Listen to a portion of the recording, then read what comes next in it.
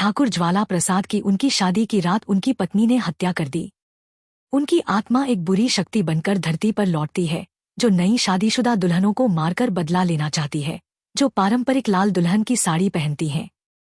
इसके लिए उसे एक इंसान के शरीर में प्रवेश करना पड़ता है, जो दुल्हनों के सामने एक राक्षस में बदल जाता है। लेकिन बाकी समय में वह इंसान सामान्य दिखता है, इसलिए किसी को नहीं पता कि वह बुरी आत्मा के नियंत्रण में है। इस आत्मा को खत्म करने का सिर्फ एक तरीका है, उस इंसान के सीने में चाकू मारना जिसके शरीर में वह है। लेकिन आत्मा को पूरी तरह से नष्ट करना मुश्किल है, क्योंकि वह चालाकी से नए शरीर में चला जाता है, इससे पहले कि उसे खत्म किया जा सके। एक दूर के जागीर में नई शादीशुदा दुल्हनें गायब हो रही हैं, जब उनकी पालकी एक खास मंदिर के पास पहुंचती है। उनके शव भी नहीं मिलते। इस जागीर पर अच्छे ठाकुर साहब का राज है। उनका इकलौता बेटा शेरा एक घमंडी और शरारती इंसान बन गया है, जिससे ठाकुर साहब परेशान हैं। शेरा हमेशा गांव के एक अच्छे और बहादुर लड़के लखन से झगड़ता रहता है। लखन को गांव की खूबसूरत लड़की रेशमा से प्यार है और रेशमा भी उससे प्यार करती है। लेकिन शेरा रेशमा को पाना चाहता है, जिससे लखन और उसके बीच और तनाव बढ़ जाता है। शेरा की छोटी बहन शांति भी लखन से प्यार करती है, जबकि एक दूसरी गांव की लड़की चंपा शेरा से प्यार करती है, भले ही वह गलत रास्ते पर हो। इसी बीच दुल्हनों के गायब होने से हर कोई एक दूसरे पर शक करने लगता है।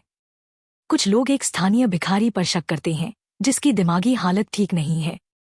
कुछ लोग मंदिर के पुजारी पर शक करते हैं, क्योंकि दुल्हनें मंदिर के पास से गायब होती हैं। और कई लोग शेरा पर भी शक करते हैं। ठाकुर साहब को लाल साड़ी देखकर टूटते हुए देखकर कुछ लोग उन पर भी शक करने लगते हैं। लखन की छोटी बहन गौरी अपनी शादी के जुलूस से गायब हो जाती है। उसकी बालियां पुजारी के जूतों के पास मिलती हैं, जिससे पूरा गांव उसे हत्यारा मान लेता है। लेकिन पुजारी अपनी बेगुनाही साबित कर देता है। लखन को गौरी के पुराने प्रेमी अमर पर शक होता है, लेकिन बाद में पता चलता है कि दोनों ने साथ में आत्महत्या कर ली थी, क्योंकि वे एक दूसरे को नहीं पा सके। तो यह घटना गायब दुल्हनों के मामले से जुड़ी नहीं थी। शेरा रेशमा से शादी करना चाहता है और अपने पिता से कहता है कि वे रेशमा के अंधे पिता वैद्यजी से प्रस्ताव लेकर जाएं।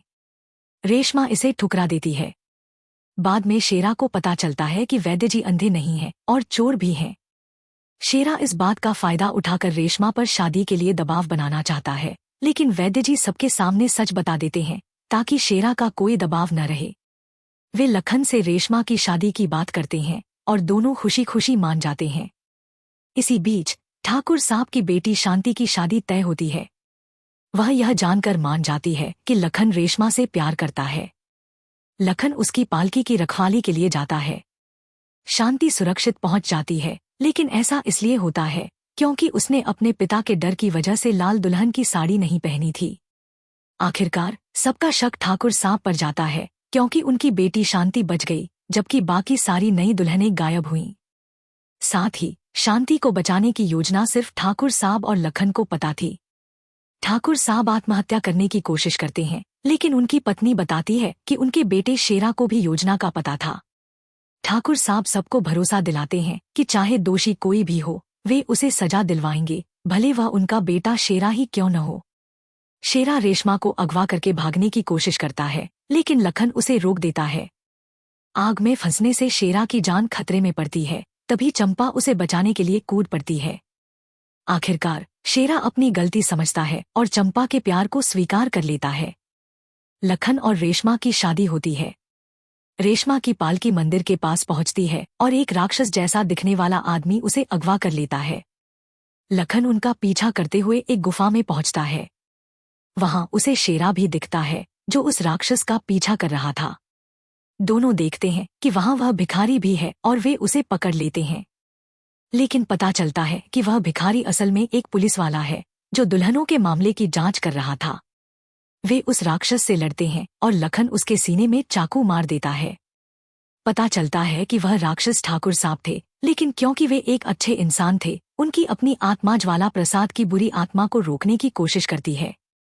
आखिरकार ज्वाला प्रसाद अपनी बदले की भावना छोड़ देता है और ठाकुर साहब उस बुरी आत्मा को हमेशा के लिए खत्म करके मर जाते हैं।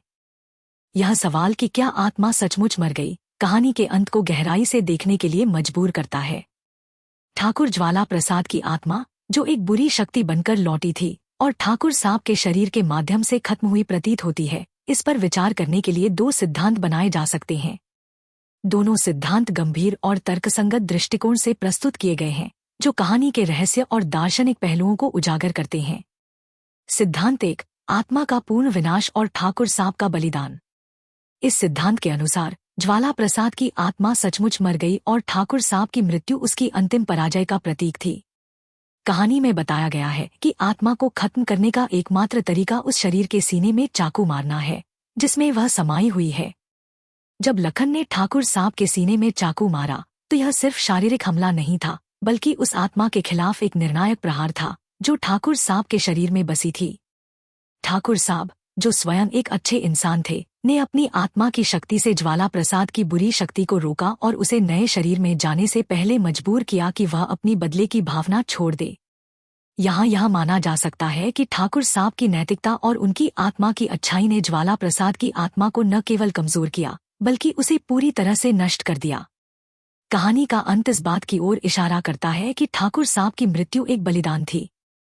उन्होंने यह सुनिश्चित किया कि ज्वाला प्रसाद की आत्मा फिर कभी किसी को नुकसान न पहुंचाए। यह संभव है कि ठाकुर साहब की अपनी आत्मा ने ज्वाला प्रसाद की आत्मा को अपने साथ किसी अज्ञात आध्यात्मिक आयाम में ले जाकर उसे हमेशा के लिए खत्म कर दिया। इस सिद्धांत में यह भी तर्क दिया जा सकता है कि आत्मा का मरना शारीरिक मृत्यु से अलग एक आध्यात्मिक प्रक्रिया है और ठाकुर साहब की मृत्यु ने उस प्रक्रिया को पूरा किया। इस तरह यह सिद्धांत कहता है कि ज्वाला प्रसाद की आत्मा सचमुच मर गई और कहानी का अंत एक स्पष्ट विजय के साथ हुआ, जहां अच्छाई ने बुराई पर पूर्ण रूप से जीत हासिल की। हालांकि इस सिद्धांत में एक सवाल उठता है, क्या एक आत्मा जो इतनी शक्तिशाली और चालाक थी कि वह बार बार शरीर बदल सकती थी, इतनी आसानी से खत्म हो सकती है? शायद ठाकुर साहब की मृत्यु ने उसे अस्थायी रूप से रोक दिया हो, लेकिन इसकी पुष्टि नहीं हो सकती। फिर भी कहानी के संदर्भ में यह सिद्धांत मानता है कि आत्मा का अंत हो गया, क्योंकि ठाकुर साहब ने अपनी मृत्यु से पहले यह सुनिश्चित किया कि वह फिर कभी न लौटे। सिद्धांत 2, आत्मा का छिपा हुआ अस्तित्व और अनंत चक्र। दूसरे सिद्धांत के अनुसार ज्वाला प्रसाद की आत्मा मरी नहीं, बल्कि छिप गई या किसी नए रूप में बदल गई। कहानी में उसकी चालाकी और बार बार शरीर बदलने की क्षमता इस बात की ओर इशारा करती है कि वह इतनी आसानी से पराजित नहीं हो सकती। जब लखन ने ठाकुर साहब के सीने में चाकू मारा तो यह संभव है कि ज्वाला प्रसाद की आत्मा ने ठाकुर साहब की मृत्यु के ठीक पहले किसी और के शरीर में प्रवेश कर लिया हो, जिसे कोई नहीं देख पाया। यह सिद्धांत कहता है कि आत्मा का मरना सिर्फ एक भ्रम था जो ठाकुर साहब की अच्छाई और उनके बलिदान के कारण पैदा हुआ। वास्तव में ज्वाला प्रसाद की आत्मा अभी भी मौजूद हो सकती है, शायद कमजोर होकर, लेकिन पूरी तरह खत्म नहीं हुई। इस सिद्धांत को समर्थन देने के लिए कहानी में कई संकेत हैं। पहला, आत्मा की प्रकृति ऐसी थी कि वह हमेशा अपने शिकार से एक कदम आगे रहती थी। दूसरा, ठाकुर साहब की मृत्यु के बाद भी यह स्पष्ट नहीं हुआ कि आत्मा वास्तव में नष्ट हुई या सिर्फ शांत हो गई। यह संभव है कि ज्वाला प्रसाद ने अपनी बदले की भावना को अस्थायी रूप से छोड़ दिया हो, लेकिन इसका मतलब यह नहीं कि वह हमेशा के लिए चली गई। शायद वह किसी और रूप में, किसी और जगह पर फिर से प्रकट होने की प्रतीक्षा कर रही हो। इस सिद्धांत में यह भी माना जा सकता है कि ठाकुर साहब की आत्मा ने ज्वाला प्रसाद को रोकने की कोशिश की, लेकिन वह पूरी तरह सफल नहीं हुई। इसके बजाय ज्वाला प्रसाद की आत्मा एक अनंत चक्र में फंस गई, जहां वह कमजोर होती है लेकिन मरती नहीं। यह सिद्धांत कहानी को एक डरावने और अनिश्चित अंत की ओर ले जाता है। अगर आत्मा अभी भी जीवित है तो क्या वह फिर से लौटेगी? क्या लखन, रेशमा या शेरा कभी सुरक्षित रह पाएंगे? यह सिद्धांत यह सवाल छोड़ता है कि बुराई को सचमुच खत्म करना संभव है या नहीं। शायद ज्वाला प्रसाद की आत्मा ने ठाकुर साहब की मृत्यु को एक चाल के रूप में इस्तेमाल किया और चुपचाप किसी नए शिकार की तलाश में निकल गई। इस तरह यह सिद्धांत कहता है कि आत्मा मरी नहीं, बल्कि एक नए खतरे के रूप में कहीं छिपी हुई है। निष्कर्ष, दोनों सिद्धांत कहानी के अलग अलग पहलुओं को उजागर करते हैं। पहला सिद्धांत आशा और अच्छाई की जीत पर केंद्रित है, जहां ठाकुर साहब का बलिदान आत्मा को हमेशा के लिए खत्म करता है। दूसरा सिद्धांत बुराई की जटिलता और उसके अनंत स्वरूप पर सवाल उठाता है। यह संकेत देता है कि ज्वाला प्रसाद की आत्मा अभी भी कहीं मौजूद हो सकती है। यह तय करना मुश्किल है कि सच क्या है, क्योंकि कहानी का अंत हमें सोचने के लिए छोड़ देता है। क्या आत्मा सचमुच मर गई? शायद इसका जवाब कभी न मिले। यह सवाल कि क्या आत्मा सचमुच मर गई कहानी के अंत को गहराई से देखने के लिए मजबूर करता है। ठाकुर ज्वाला प्रसाद की आत्मा, जो एक बुरी शक्ति बनकर लौटी थी और ठाकुर साहब के शरीर के माध्यम से खत्म हुई प्रतीत होती है, इस पर विचार करने के लिए दो सिद्धांत बनाए जा सकते हैं। दोनों सिद्धांत गंभीर और तर्कसंगत दृष्टिकोण से प्रस्तुत किए गए हैं, जो कहानी के रहस्य और दार्शनिक पहलुओं को उजागर करते हैं। सिद्धांत 1, आत्मा का पूर्ण विनाश और ठाकुर साहब का बलिदान। इस सिद्धांत के अनुसार ज्वाला प्रसाद की आत्मा सचमुच मर गई और ठाकुर साहब की मृत्यु उसकी अंतिम पराजय का प्रतीक थी।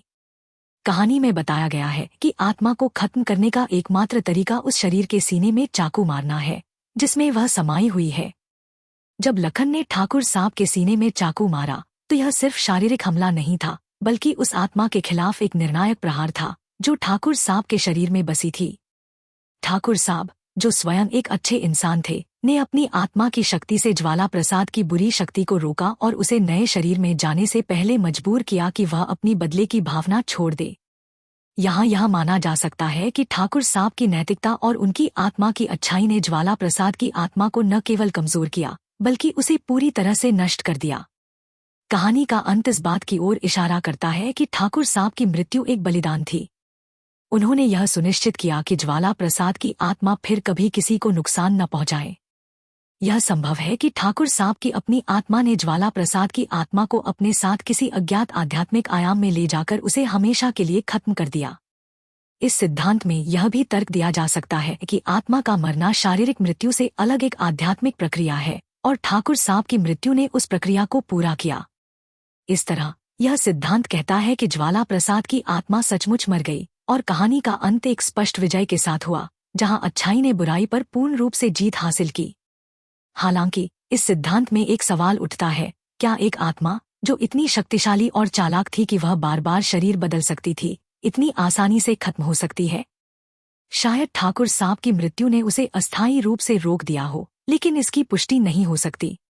फिर भी कहानी के संदर्भ में यह सिद्धांत मानता है कि आत्मा का अंत हो गया, क्योंकि ठाकुर साहब ने अपनी मृत्यु से पहले यह सुनिश्चित किया कि वह फिर कभी न लौटे। सिद्धांत 2, आत्मा का छिपा हुआ अस्तित्व और अनंत चक्र।